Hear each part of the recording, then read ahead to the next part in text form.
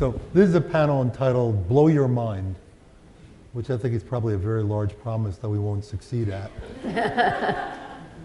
Start from scratch or repair the existing models. The United States is undergoing a transition. We're moving from a national analog industrial economy to a global digital information economy. And one of the problems we're facing right now is that all of our social institutions, all of them, whether it's education, or it's government, or it's healthcare, or it's finance, or it's our churches, we're all created for the former. And none of them work as well as they once did. They all seem to be broken. And they need to be refitted for a very different society. And we seem to be doing that in two ways. One way we're doing that is by trying to repair the existing organizations. And the other way in which we're doing that is by trying to replace them. What's interesting is the for-profit sector tends to rely more upon replacement, and the not-for-profit sector tends to rely more on repair. What's also different is there appears to be a generational difference. Older adults are more inclined to repair, and the reason is they remember a time which those institutions worked, and they think they can probably be fixed. Younger generation never remembers a time in which these things worked, and they're eager to replace them. What we have is, in terms of my own background, I'm president, my name is Arthur Levine, I'm president of the Woodrow Wilson Foundation. And what we're doing is we sort of have eggs in both baskets. We have 2 repair projects. We're working with 31 universities in 5 states, 7 states, to try to repair their school leadership and teacher ed programs. We also have a replacement project. With MIT, we're building a brand new graduate school of education. Okay, this panel, this is an extraordinary panel. It's composed of 4 people I can only describe as very successful leaders in educational change, who also happen to be visionaries. They've chosen both approaches to change. In terms of repair, Michael Sorrell is transforming Paul Quinn College in Dallas. In terms of reinventing or replacing, Marcia is doing this at the K12 level. And she's doing this by creating 20 charter schools in the LA area through KIPP LA, where she's CEO. Rick Miller is doing this in higher education. As the founder and the president of Olin College, which aims to reinvent engineering education. And finally, Burck Smith is doing this through a non-collegiate organization, StraighterLine. And what they're seeking to do is offer affordable, online, general education in partnership with universities and colleges. There are 4 remarkably different approaches to developing the kind of education we need for the 21st century. They're focusing on existing institutions, creating new institutions, and establishing non-collegiate institutions to make this possible. I'm done with my part of the speaking. What I'm going to do now is I'm going to ask some questions of this group. And the first one, and why don't I start with you, Michael? It's, why did you decide to do what you're doing? What's the problem you're addressing? And why is what you're doing a good solution? You just gave me a law school question. So the simple, the simple truth as to why I'm doing what I'm doing is because I was asked. Paul Quinn College was a school that is now 144 years old. When I took over 9 years ago, we were 18 months from going away. We were a failing institution. Every system was broken. But the way I like to look at it is, and those who were in my last session heard me say this, we were unencumbered by a history of success. So we just decided to blow things up and start all over. And we created a new model called the New Urban College model. And with that, we are the first urban work college. We're addressing the issues of price, we're addressing the issues of preparedness, and we're turning the institution outward to address the needs of the communities that we serve. We're doing these types of things because it needs to be done. We refuse to concede the point that our institutions can't do more in an effort to address intractable urban problems. Our students come from these cities. Our students have been told their whole lives that their places are run away from. We look at it a little bit differently.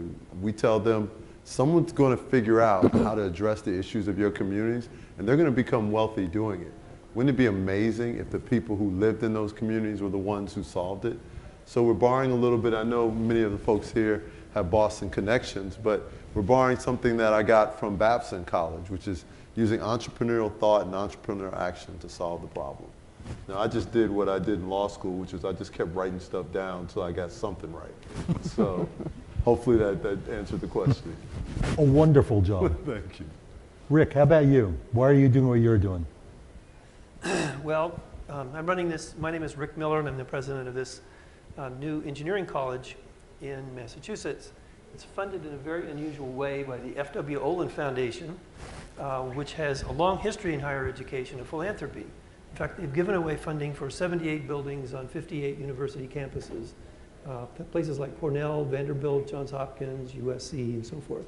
But they ended that grants program in the 90s and decided to blow it up and start over because of the frustration about the resistance to change in engineering.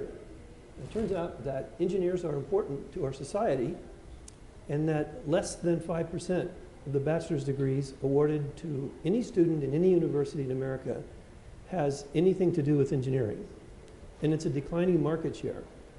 The same fraction in Europe is about 12%, and in Asia it's over 30%. And that small fraction of engineers will touch a disproportionate share of the gross national product in the US.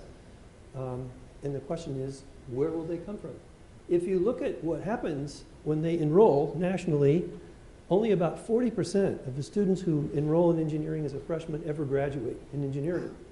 And many of the students who leave have higher grades than the students who stayed. So it's not that they're flunking out. If you interview them, you find out they describe it as the math science death march, which is what we're doing to our kids in engineering. So there's some concern just about the numbers.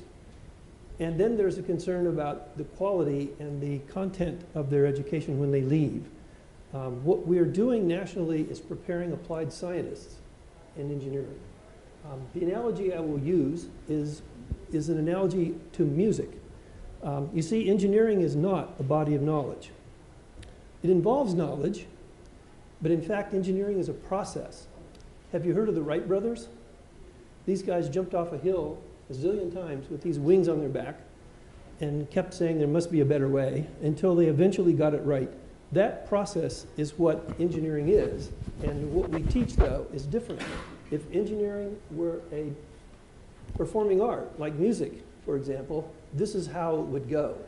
If you had a prodigy and you sent that child to a music academy, and that academy taught music the way we're teaching engineering, the first year would be spent studying the theory of vibrations and sound of strings. Strings and vibrating columns of air, all the physics there. The second year, we would study music theory, you know, melody and harmony, point and counterpoint and tempo, all of that. The third year, we would study orchestration, so how do you blend the voices with the woodwinds, with the percussion. And the fourth year, you know, if you're still here, we'll give you a violin and we'll teach you to play a scale, and then we'll give you a music degree.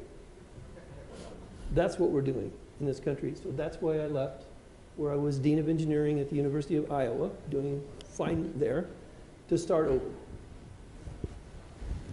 You're also starting over, Marcia. Yeah, so this is my second career. I spent 17 years on Wall Street, and I'm sure there's some of my former colleagues running around at this conference. And I spent 5 years as a beach bum, and during that 5-year process, I joined the board of KIPP Academy of Opportunity in South LA. And we had just 2 schools there, And along came an opportunity for us to actually grow, but that meant creating a new organization, and I tried to find somebody to run that organization, and I ended up finding myself. And I said I'd do it for 3 years, and I'm 8+ years in and still loving it. And we really, we're really trying to address a problem. If you draw a circle around where our schools are in South and East Los Angeles, there's about 250,000 kids that don't have access to high quality education. And so we're trying to change that and change it driven really by leadership, which leaders, if you heard Jim Collins this morning, that's really what he talked about as one of the key levers in fixing education. And he talked about, how do we have a West Point for leadership for schools? And that's really what KIPP is sort of based on. We have a West Point for leadership for schools, and it's what leads to high quality outcomes. So if you look in the state, based on the latest Smarter Balanced Assessment, which I know everybody says is a baseline and pilot, et cetera, but 6 of the 10 highest performing elementary and middle schools happen to be run by KIPP LA, serving low income kids. Let me ask you a question. Why didn't you just fix up a school that already existed? Why did you need to create a new one? Well, that would be changing a very large institution. So LA Unified is the 2nd largest school district in the country. It's governed by an elected board that if you go and watch one of their board meetings, the first 3 hours of the board meeting are, and no disrespect to any of the organizations, but it's like last board meeting they recognized Armenians, another board meeting it was multiple sclerosis, et cetera. And all these are great causes and organizations, but it has nothing to do with running schools. And so I think trying to change that in a very intracted organization that every few years the leadership changes, and so everything below the 24th floor, which is where the executives sit at Los Angeles Unified, just waits it out because they know this too shall change.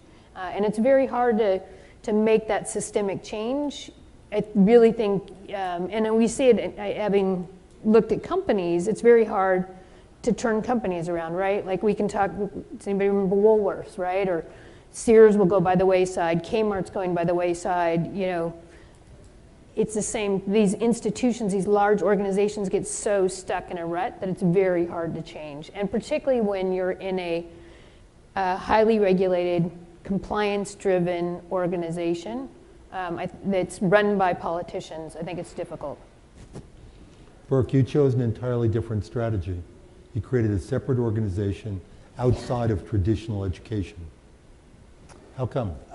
So my background's in public policy, and in public policy you look a lot at market failure, and if ever there was a market that was failing, it would be higher education.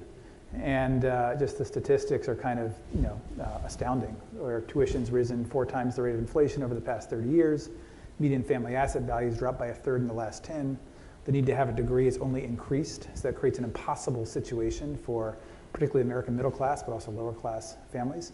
The result is $1.3 trillion in debt. And on top of that, 93% of colleges charge the same or more for online courses than for face-to-face. Now that's weird, that's really weird, because online courses have none of the physical infrastructure of a college. So what's going on? How is that happening? And not only is it happening, that was growing. So the online courses were becoming the driver of a lot of colleges and still are.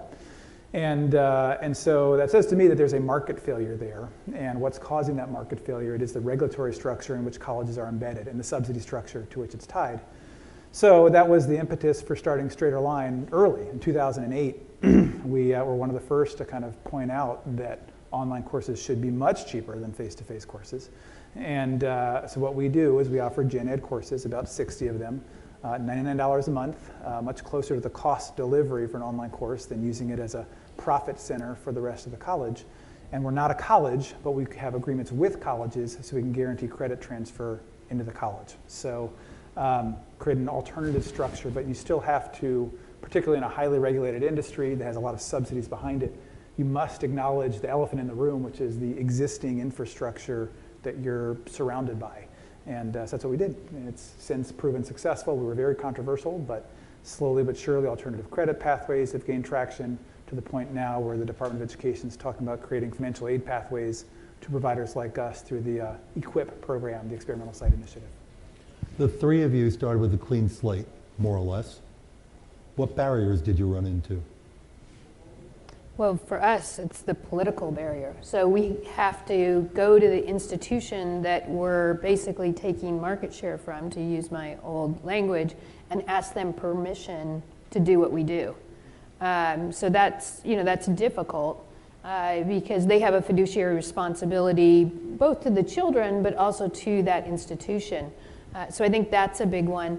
Talent, now that we're up and running and we have a track record, we talk about 3 key challenges, and we say there are people, places, and politics. And on the people front, we're facing a huge teacher shortage in California, so that's a challenge. And then we need great leaders to run our schools.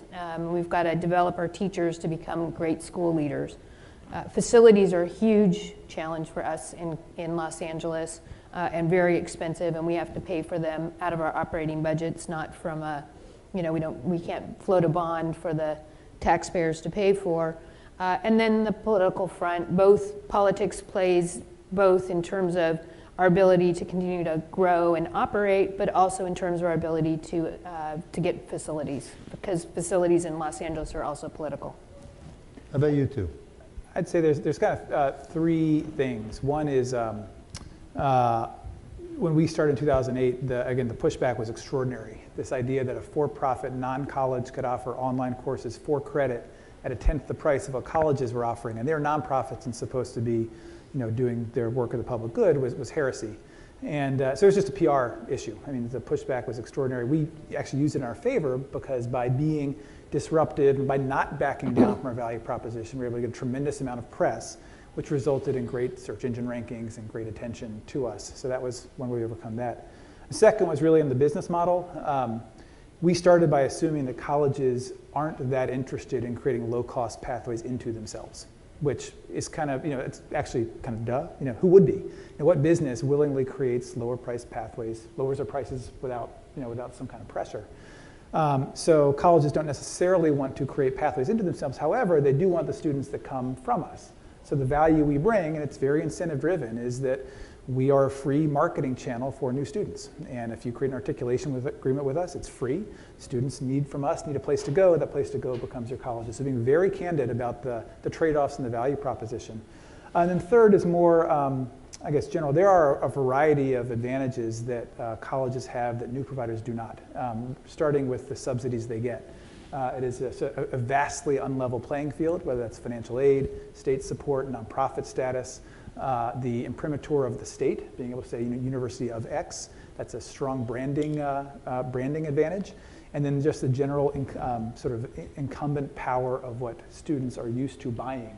So it used to be that when someone would call us up, from the first questions, are you accredited? We'd have to say no, but don't hang up. We can still tell you what we're doing. And that was really hard to overcome. Now it's less so. Alternative credit pathways are becoming much more acknowledged, and people are realizing that you don't have to be a college to offer an online college course. How about you, Rick? What'd you run into? Pretty much all of the above. One of the things we didn't have to worry about, which everyone thinks must have made it pretty easy, is financing, because we had this large private foundation who believed in this cause and was willing to spend about $500 million to start over. However, I discovered in my first board meeting, nobody gives away $500 million without having very strong ideas about what they want. So, and most of it was good. So Olin wound up with no tenure, no academic departments, students didn't pay any tuition, and everything has an expiration date. The financial crisis now reduced our scholarship so that students do pay some tuition at this point. Regulatory issues were an issue, although we found that if you're patient and persistent and you have a very stubborn board chair who's a lawyer, you can get through most of those. We've been fully accredited, but there were a lot of times when we ran near the edge. And of course, world-class universities, without exception, are about world-class people. If you can't attract and retain top people in your institution, you're not going to be able to do anything innovative. And we're 15 miles from MIT. We're a partner school to Babson. I've been on the Babson board for over a dozen years, which was really helpful.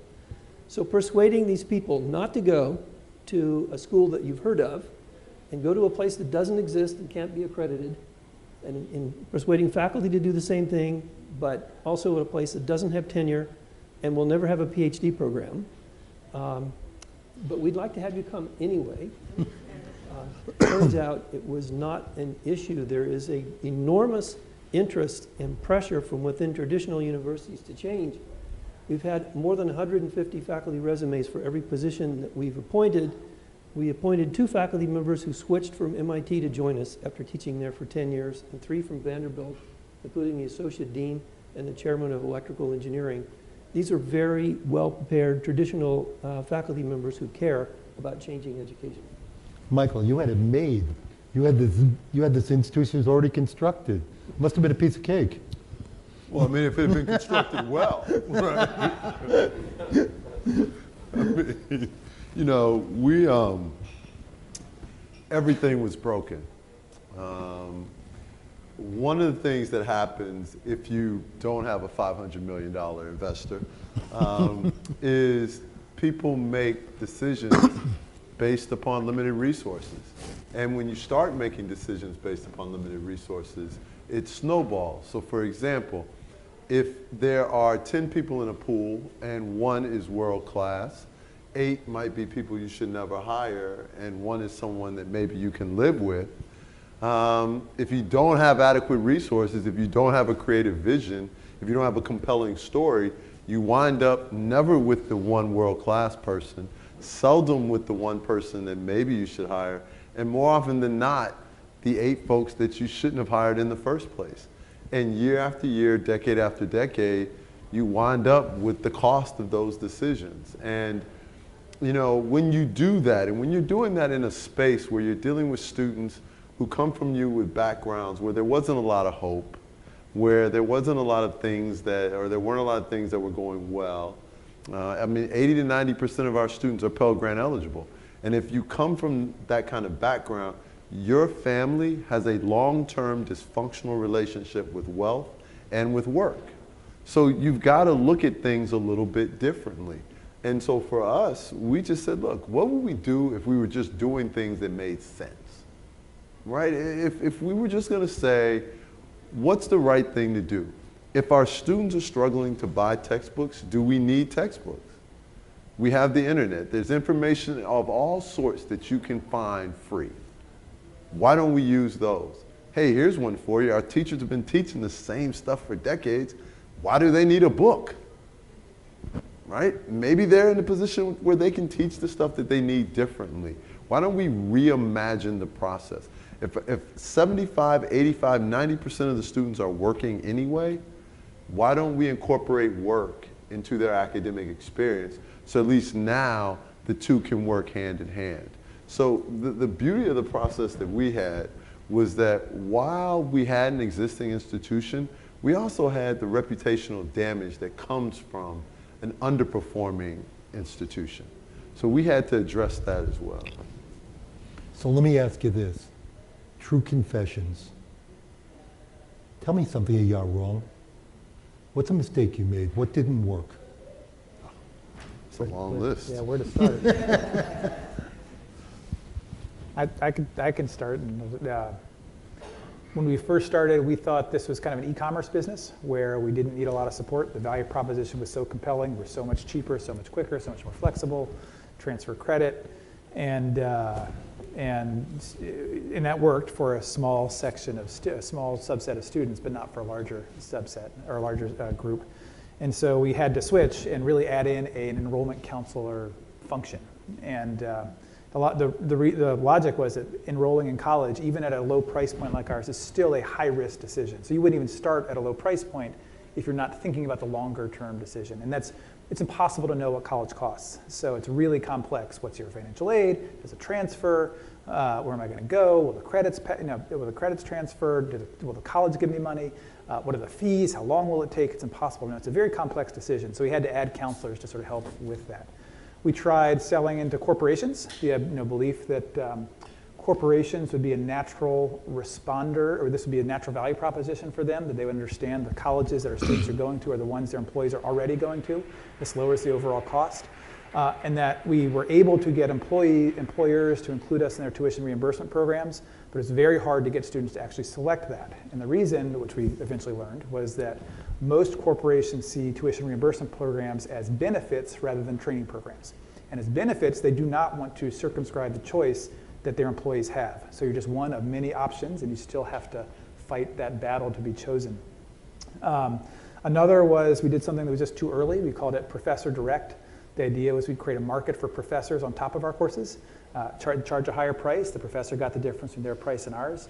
And much like ratings and other markets exist, we create a professor market for courses. And it just didn't take off. Less than 10% of our students took it. So the key to all of that is that you're going to make mistakes, and if you're going to survive, you have to stop them as quickly as you can. And that's why we're still here.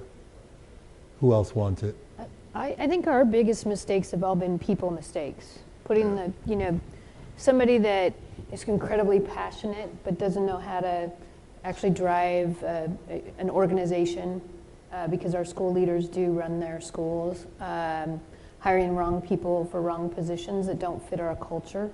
I think those are our biggest mistakes. If I go back and say, why didn't we do this well or this well or this well? It was all around people, and maybe not investing in our infrastructure as soon as we should have. We were, we followed some of the things that have happened here in the great state of California. We had a pretty tough budget in education from 08 to 13, where we saw our funding drop about 25% per kid.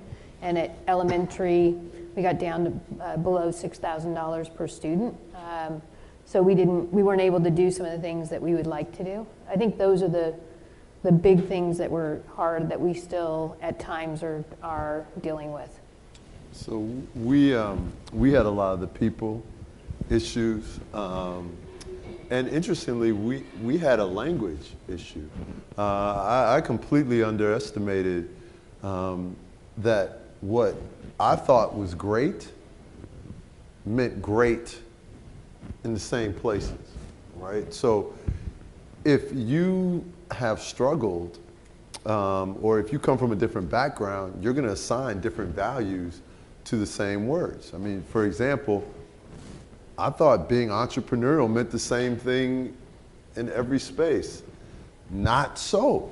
In higher education, what passes for entrepreneurial is like entrepreneurship on training wheels, right? I mean, so you're having conversations with people, you think you're saying the same things, and this is how you wind up hiring the wrong people. It's like, I thought we had this conversation. We were speaking different languages, so I had to learn to change the way in which we expressed ourselves. I have a couple of examples. Really? Yeah. If you think that engineering is not applied science, that it's a process of inventing new things, and you develop a curriculum that allows students to do that, and there's the same number of hours in the day, then something else goes. And the question is, what's the right trade-off, right? So at Olin, for example, our current curriculum, which changes a lot, the average student completes 25 team-based hardware projects before they leave. They work for a year for a corporation who's paying $55,000 for the work that they do, and they have to start and run a business. These are all sort of graduation requirements. So we didn't anticipate that 40% of these kids decided to go on to graduate school. We thought we were making engineers. Turns out 25% of them are going to Stanford, Harvard, or MIT, and they're going into very traditional PhD programs. And we started getting letters.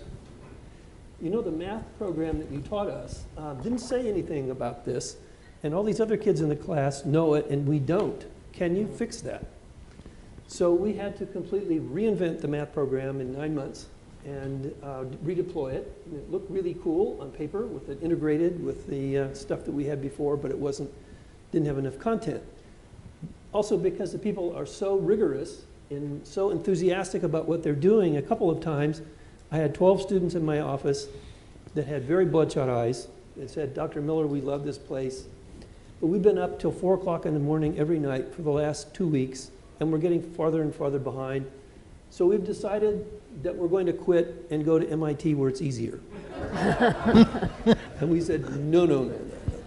And we rented one of those bouncy castles, and they got eggs, and they could throw them at the faculty members, and we recalibrated, had to start all over again because everybody wanted them to learn the most, and so they weren't paying attention to the fact that they had other things going on at the same time. So growing pains. How many of you are involved? You're all involved in the ed sector, I assume. How many of you are involved in replacement projects? And how many of you are trying to repair an existing institution? What do the rest of you do? Okay, let me ask this question.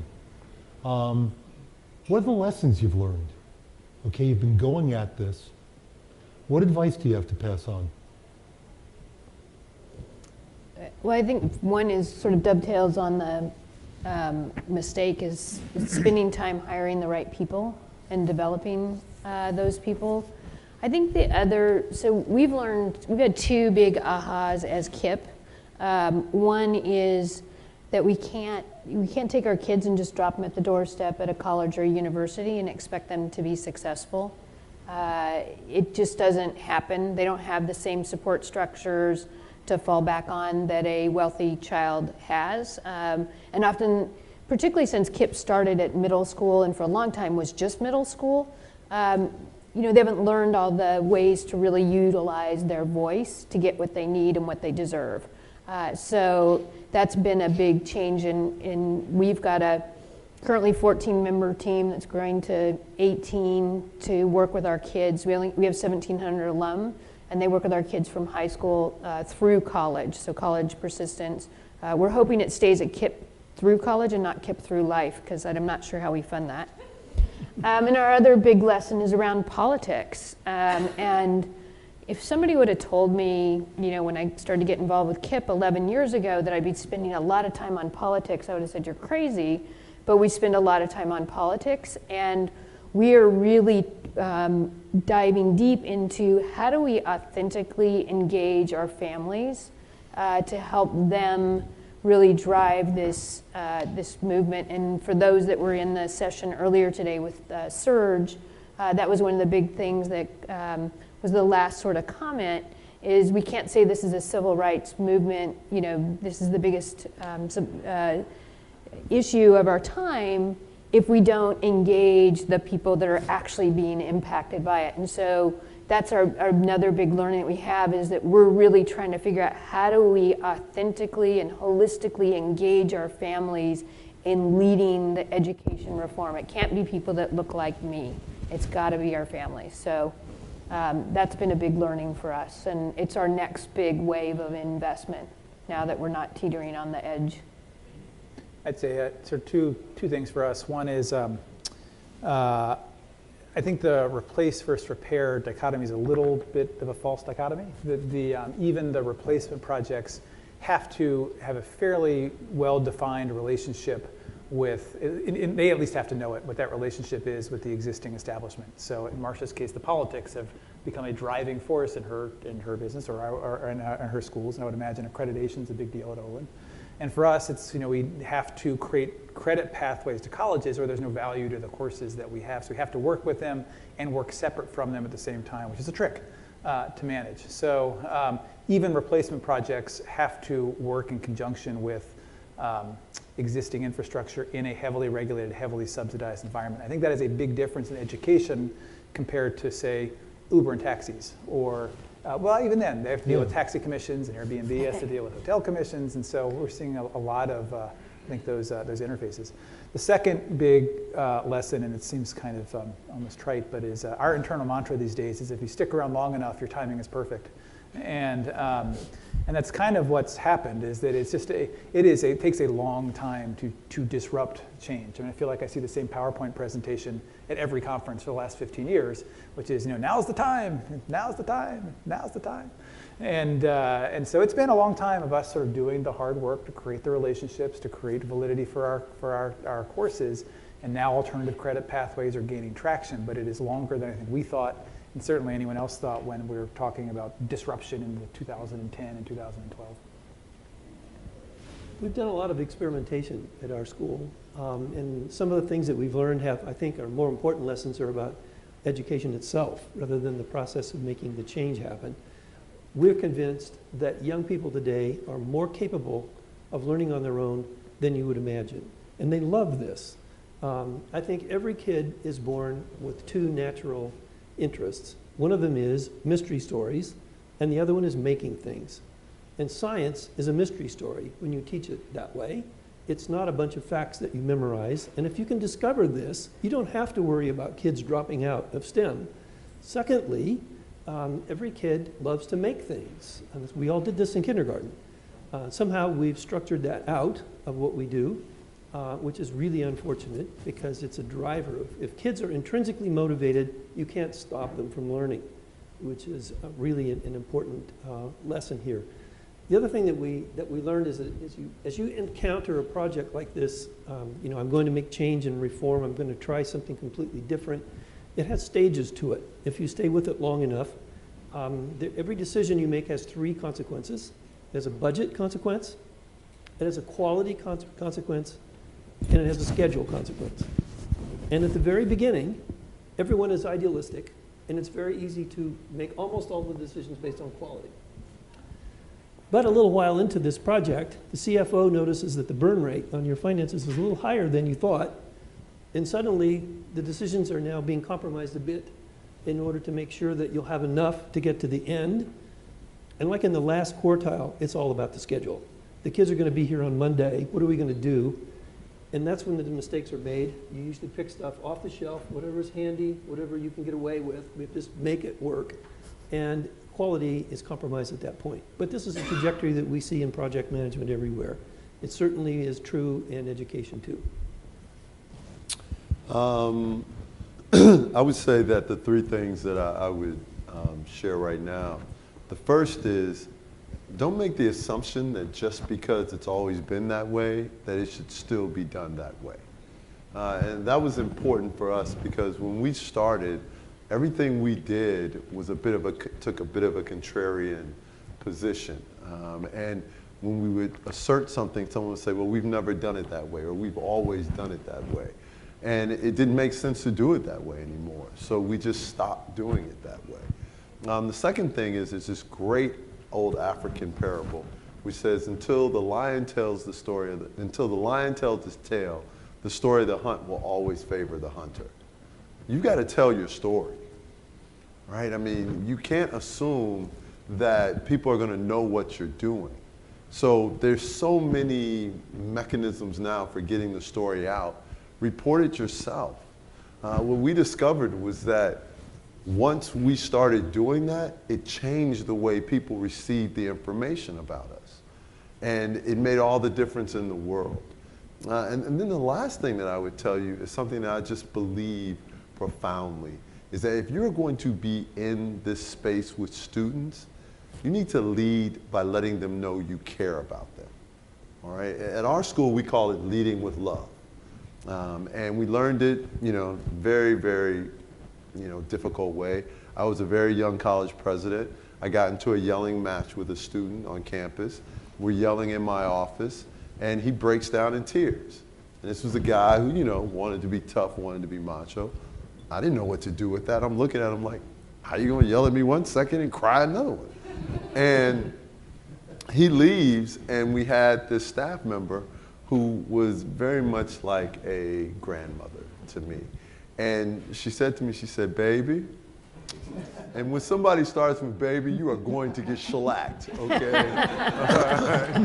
And she said, baby, I know you love them, but I met your mother, and you grew up in a house with a lot of tough love, but you've never spent 1 second in your life wondering if you were loved.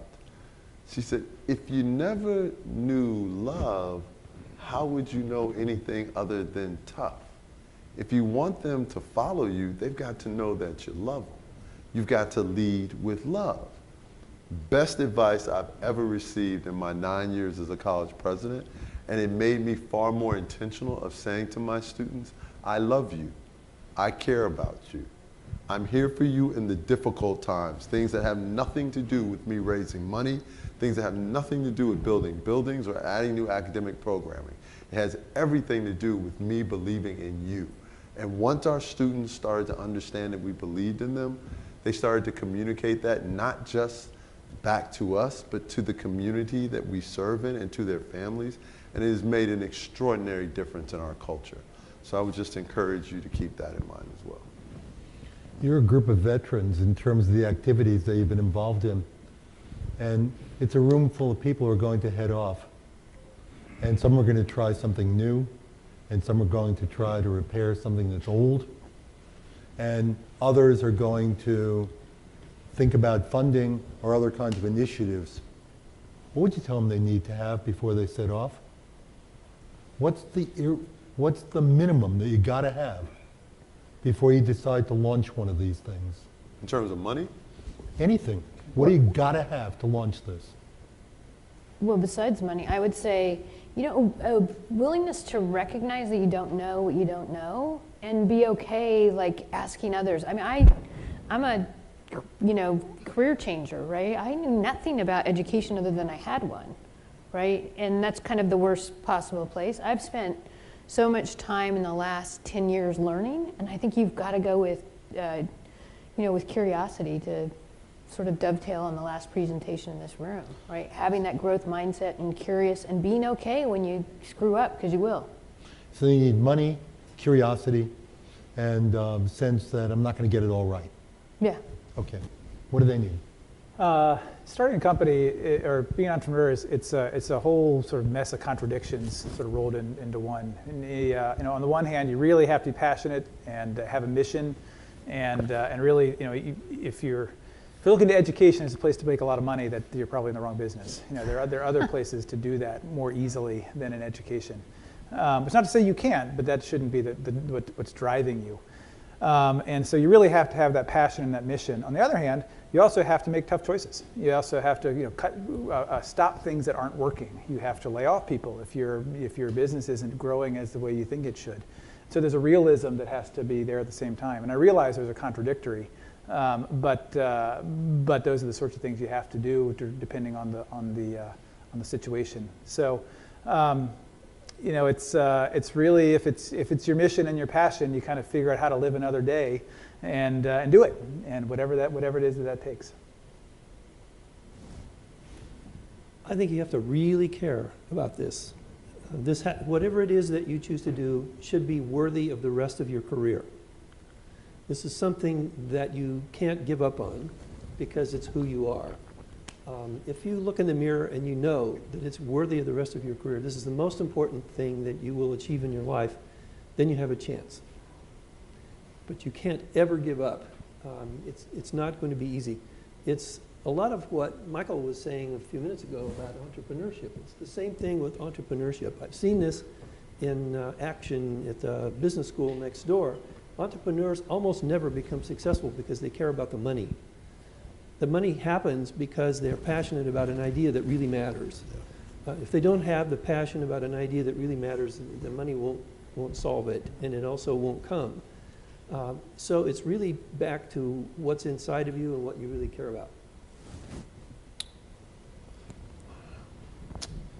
So what I would tell you that you should take away is this. Don't do it if you're worried about the impact it's going to have on your career. Because almost every decision I made at the outset was absolutely the wrong decision to make if I was worried about what my next college presidency would be.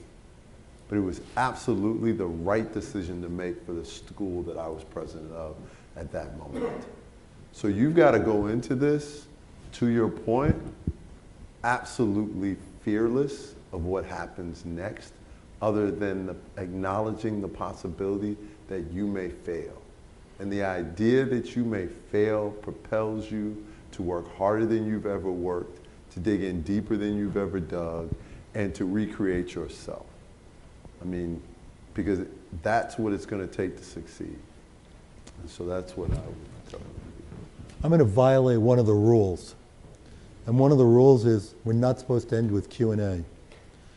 But I think it's very, very rare that you get a panel of this quality together of people who've actually done it. So I'm going to ask for a favor. We have time for just a couple of questions. And tell us who you are and what you do. Please. Yeah, I'm at the Worcester School in Danbury, Connecticut. I'm president-elect of the Board of Trustees. And we're looking at some long-term objectives. Can everybody hear him? Is this on? It's sort of on. Yeah. Okay. Is that better? I'm Leon Weaver. I'm president-elect of the Board of Trustees at the Worcester School in Danbury, Connecticut. We're a 90-year-old school, and we're looking at some of the issues that we've talked about today. My question is, almost everyone on the panel has discussed the fact that they have to have the right people in place when they're doing all of this huge work. But Marcia, you also said that you have a shortage of teachers. How do you reconcile the two? Well, yeah, so we're this is real time. We are looking at sort of building our own. So we have never really hired a lot of first-year teachers. And so now we're, rather than hiring for sort of skill and results, we're hiring for potential. And I've got my best person, who is our chief academic officer, who's led really high-performing school. She's the one who's actually hiring, which may seem like, wow, you've got, basically your number two in the organization hiring these brand new people. But she's the one that has the belief and can really assess whether she thinks they have the right mindset and the talent and the will. So we're in more of a build mode, and trying to, we're shifting to be a marketing organization on that front. So we actually, hopefully in the next few weeks, we'll offer somebody a position in marketing and PR to help us on the recruitment front. And we recruit nationally. So half of our teachers come from out of state. We've had to change how we do things. We have signing bonuses, reload packages. We're taking a lot of the pages that you'd find a traditional for-profit and doing the same thing. I think we have time for one more.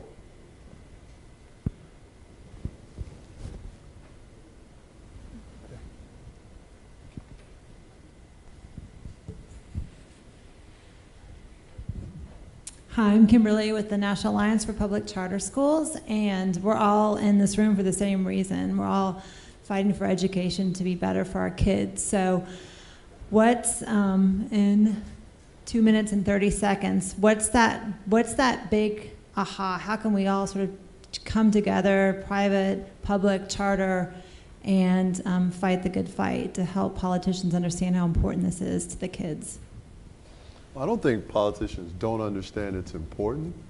I think that they have constituencies that they want to serve. And I think the best thing that anyone can do is to draw a bridge for them and tell them that if we don't get this right, there's no place your constituency can go where they're going to be safe.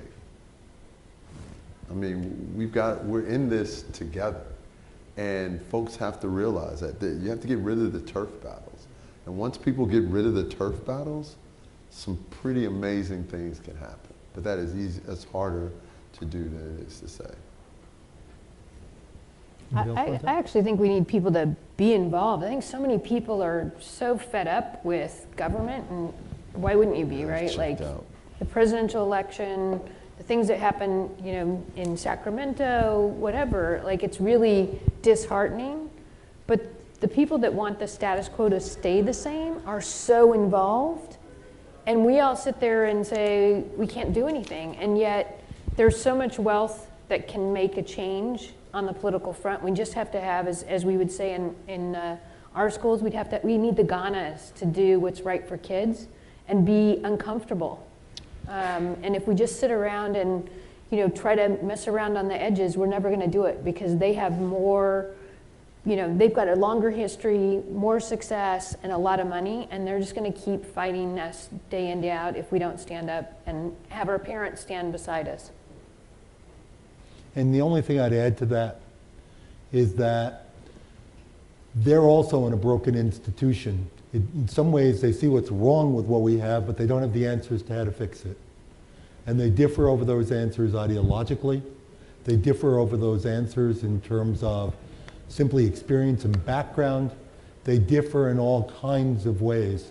There's no consensus about the best way to fix education. Once upon a time, I got called to City Hall by then Mayor Giuliani, and he trashed education. And I said, realize your profession's in the same shape as mine. And I said, you think we used to have better people in education than we do now. We think the same thing about government. You say people are withdrawing from schools, they're going to suburban schools. People are withdrawing from politics, we're not voting. You don't want to give us money, we don't want to give you money. You don't like unions, we don't like political parties. You don't like tenure, we want term limits. Fact of the matter is, they're all broken, and what we're trying now is experiments in how to fix them. And what we've been blessed with, we've gotten to spend the afternoon with 4 people who've been bold in their thinking, who've had extraordinary experience, and built things that are really important to developing the future we need. Let's thank them.